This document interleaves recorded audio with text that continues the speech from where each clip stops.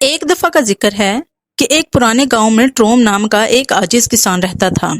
شدید خشک سالی کی وجہ سے اس کی فصلیں مرجھا رہی تھیں۔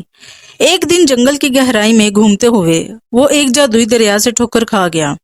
پانی سورج کی روشنی میں چمکتا اور رقص کرتا تھا اور اس میں پودوں کو فوری طور پر اگانے کی طاقت تھی۔ خوشی سے مغلوب ہو کر ٹروم نے دریا کا پانی اپنے خشک کھیتوں میں استعمال کیا اور اس کی فصلیں ایسی پھلی پھولی جیسے پہلے کبھی نہیں تھیں۔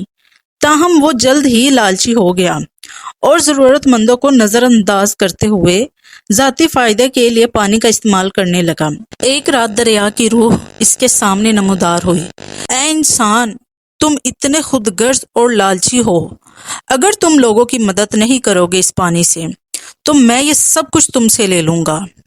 ٹروم کو اپنی غلطی کا احساس ہوا اور اس نے روح سے معافی مانگی۔